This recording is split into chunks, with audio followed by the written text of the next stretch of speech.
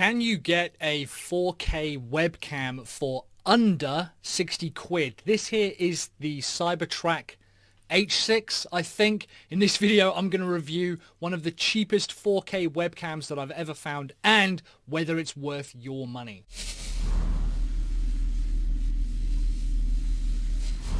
Hey guys, Mike here from Sell Your Service. If you're a funnel builder, go ahead and click subscribe because I produce new videos like this every single week. Bit of a special one this week. I do occasionally do them. I have been asked to review this webcam, which is this one here, right? My main problem with it is that, like a lot of Chinese brands entering the market, there isn't really a brand name for it. If I go over to the website, I was going to say website that I bought it from, Amazon. I bought it from Amazon. You can see here it says brand Sunseon.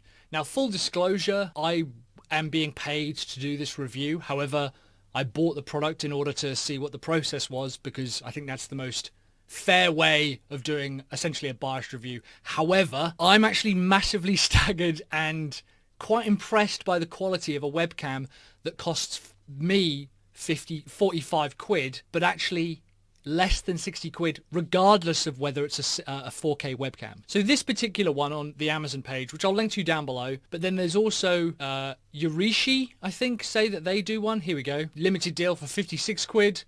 DGVDO do it for 65 quid, and this says this is Amazon's choice for that particular brand. So there's a lot of competing brands using the same white label products, which is fine, I suppose. The main question we have to ask though is, what does the quality look like? This is being recorded on my Logitech Brio. It's being recorded at 4K, and I figured, well, the other camera can record at 4K as well, so let's have a look at that. And now I'm using this Cybertrak or DVDGO or Sunseon or Yurishi or whatever webcam. The image quality isn't great. However, something you will notice is the size of the angle. There's a few other little adjustments that I quite like on this camera. For example, if I switch back to this one, you see here, what I can do is if I tap that, some little LED lights come on. So it has its own built-in ring light, which is kind of cool. And I love the privacy flap. I really like that. However, if we look at the camera and I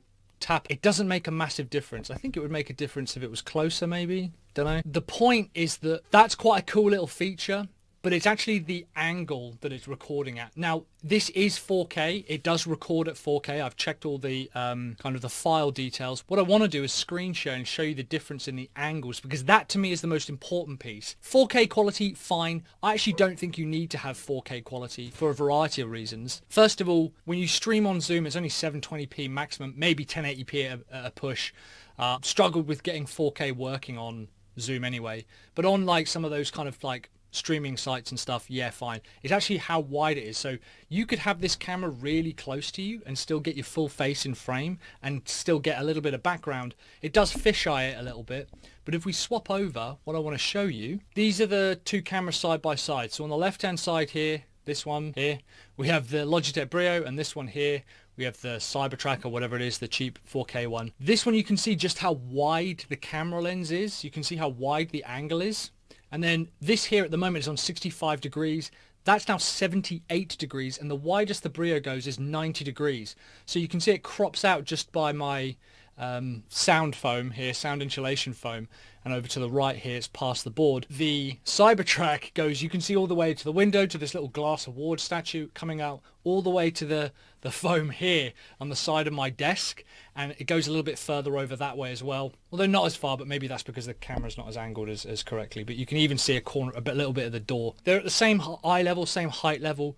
Would this replace my 4K camera? Probably not. But if I was in a tiny little room and I wanted to make YouTube videos, I wanted to stream, or if I wanted to put this in my workspace or conference space and have it be able to see more people, then probably yes. For the sake of 45, 50, 60 quid, I think this is an outstanding camera for the price. I'm kind of staggered it's this much even when it's not 4K, even if it was just a regular 1080p. It'd have been nice if the camera quality was slightly better. I've had to adjust the brightness and contrast settings, and that was the best I could get it. I'm sure with better lighting and someone who is better at it and maybe a bit of editing, that's probably down to the image sensor. I also know that a lot of 4K capture is what they call cropped, so If you have a 1080p, they go, yeah, that's great, but they actually crop it in to get 4K, so it kind of like forces the image resolution or something like that. I'm not an expert. If you are, let me know in the comments down below. Is this worth your money? I think if you're looking for a secondary camera to capture things like B-roll footage, or if you want something to just throw into your bag, a bit like I reviewed with the other webcam, this might be the one. It's a fantastic camera for the angle size alone, yet alone the fact that it does 4K, and also it doesn't need to be plugged into a USB 3.0 port to get 4K, which is why I'm suspicious about the image quality and why I'm suspicious about the resolution. But the resolution, it says, is 4K. It's recognized as 4K on a bunch of my different machines, so I can only say on what it's recognized on. However, you can see that the camera quality isn't exactly the same as a Logitech Brio. Personally, I would rather spend the money on 200 quid on a Logitech Brio and have this as a secondary camera, maybe one in my laptop bag or something in the conference room to be able to see everyone. But on most things like StreamYard and Facebook streaming, you're unable to capture 4K anyway. So personally, I think this is well worth it. I'll link to it down below. Like I said, there are a few different brand names for it, so maybe worth kind of shopping around to make sure you get the best version. This is the one by Sunsean, I think is how I pronounce that. I'll put a link to that down below. In the meantime, guys, let me know if you have a 4K webcam and if you use it. I use 4K for things like this. I don't really use 4K anywhere else. Maybe if I got a 4K DSLR, I'd use it a bit more. But in the meantime, guys, thanks very much for watching. Massively appreciate you hanging out. Make sure if you hit a like button if you found this video useful. Go ahead and click subscribe. In the meantime, I will see you on the next video. Have courage, commit, and take action.